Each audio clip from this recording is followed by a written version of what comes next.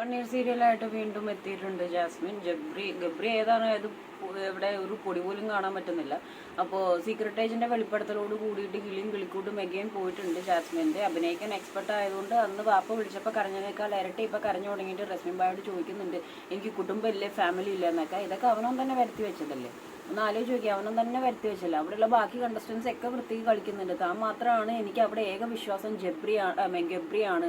അവൻ എന്നെ ചതിക്കില്ല, എനിക്ക് വിശ്വാസം, ലൈക്ക് അവൻ എൻ്റെ ബെസ്റ്റ് ഫ്രണ്ടാണ് എന്ന് പറഞ്ഞുകൊണ്ട് കാണിച്ചു കൂട്ടിയ ഓരോ കോപ്രായങ്ങൾ അല്ലേ. നിങ്ങളെല്ലാവരും ബിഗ് ബോസ് സീസൺ 1 കയറിയിരിക്കുന്നത്, സീസൺ 6 കയറിയിരിക്കുന്നത്. അപ്പോൾ you know each and everything what people will talk, അല്ലെങ്കിൽ ഈ സാധനം എങ്ങനെ ഔട്ട് പോകുന്നു, ക്യാമറ ഉണ്ടെന്നും ക്യാമറ നോക്കാറുണ്ടെന്നും ക്യാമറയിൽ പറയണമെന്നും ഒക്കെ നിങ്ങൾ സംസാരിച്ചിട്ടുള്ള കാര്യങ്ങളാണ്. ഓക്കെ, അപ്പോൾ ഫ്രണ്ട്ഷിപ്പ് എന്നുള്ള ടൈറ്റില് സ്വന്തം ഫാദർ വിളിച്ച് സംസാരിച്ചു. ലാലേട്ടൻ ഇൻഡയറക്ട്ലി പറഞ്ഞു അവിടെ നടക്കുന്ന എല്ലാം അറിയുന്നുണ്ടെന്ന്. അവിടെയുള്ള ഓരോ കണ്ടസ്റ്റൻസും വിളിച്ചു പറഞ്ഞു ഇറ്റ് വിൽ എഫക്റ്റീവ് നിങ്ങൾ കേട്ടില്ല.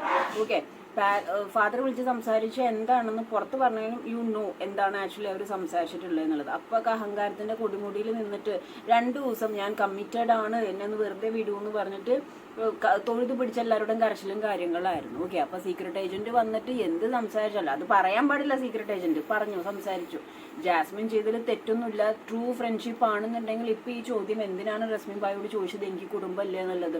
അവിടെയുള്ള അത്രയും കണ്ടസ്റ്റൻസിനെയും ക്യാമറ വരെ പറ്റിച്ച് നിങ്ങൾ കാണിച്ചു കൂട്ടുന്ന കോപ്രായത്തിന്റെ ആഫ്റ്റർ എഫക്ട്സ് വന്നു തുടങ്ങിയപ്പോൾ എവിടെ പോയി നട്ടല്? സ്ട്രോങ് ആയിട്ട് നമ്മൾ ഓക്കെ ഇത് ഫ്രണ്ട്ഷിപ്പാണ്, എൻ്റെ ഫ്രണ്ട്ഷിപ്പാണ്, അതിനല്ലാതെ എൻ്റെ അപ്പുറത്തേക്ക് ഒന്നുമില്ല, നാട്ടുകാർ പറയണമെങ്കിൽ പറഞ്ഞോട്ടെ, എനിക്ക് എന്നെ വിശ്വാസമുണ്ട്, എൻ്റെ ഫാമിലിക്ക് എന്നെ വിശ്വാസമുണ്ട് എന്നുള്ള ധൈര്യം ഉണ്ടെങ്കിൽ എന്തിനാണ് ഈ പതറേണ്ട ആവശ്യമുള്ളത്? ഹഗ് ഓക്കെ, ഈ പറഞ്ഞ മാതിരി ഫ്രണ്ട്ഷിപ്പ് എല്ലാവർക്കും ഫ്രണ്ട്ഷിപ്പൊക്കെ ഉണ്ട്. അതൊക്കെ ഓരോരുത്തരുടെ റൈറ്റും ഓരോരുത്തരുടെ ഇഷ്ടവും കാര്യങ്ങളൊക്കെയാണ്. ഹഗ് ചെയ്യുന്നതും അടുത്തിരുന്ന് സംസാരിക്കുന്നതും ഓപ്പണപ്പായിട്ട് സംസാരിക്കുന്നതൊക്കെ ഓക്കെ.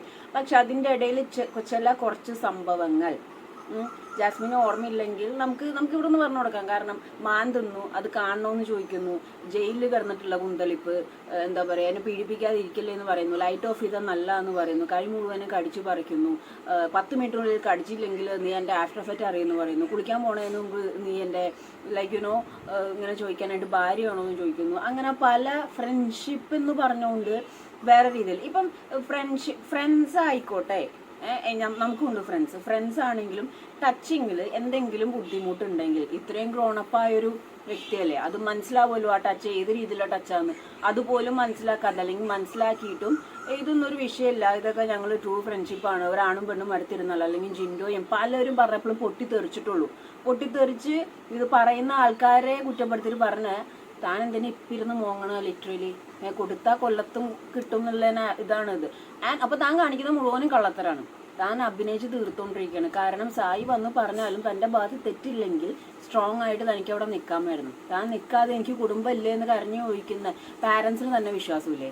താൻ പറയുന്നത് പാരൻസ് വിശ്വസിക്കുന്നുണ്ടെങ്കിൽ തൻ്റെ ഭാഗത്ത് തെറ്റില്ല എന്നുണ്ടെങ്കിൽ എന്തിനാണ് പേടിക്കുന്നത്? നാട്ടുകാരുടെ ചെലവിലല്ല ജീവിക്കുന്നത്. പക്ഷെ തനിക്കറിയാം അവിടെ ചെയ്തു കൂട്ടിയ കാര്യങ്ങളും ചെയ്തു കൂട്ടുന്ന കാര്യങ്ങളും എല്ലാം ഏത് രീതിയിൽ പുറത്തേക്ക് പോകുന്നു എന്താണെന്ന് തനിക്ക് വ്യക്തമായിട്ട് അറിഞ്ഞിട്ട് പുറത്തുനിന്ന് ഒരാൾ വന്ന് പറഞ്ഞു കഴിഞ്ഞപ്പോൾ ഇപ്പൊ പതറി, അടി തെറ്റി. ഇനി ഈ കരച്ചിൽ എത്ര ദിവസത്തേക്ക് ഉണ്ടോ? 1 മണിക്കൂറത്തേക്കോ 2 ദിവസത്തേക്കോ? അത് കഴിയുമ്പോൾ പിന്നെയും ജബ്രിയുടെ മടിയിൽ തന്നെയല്ലേ?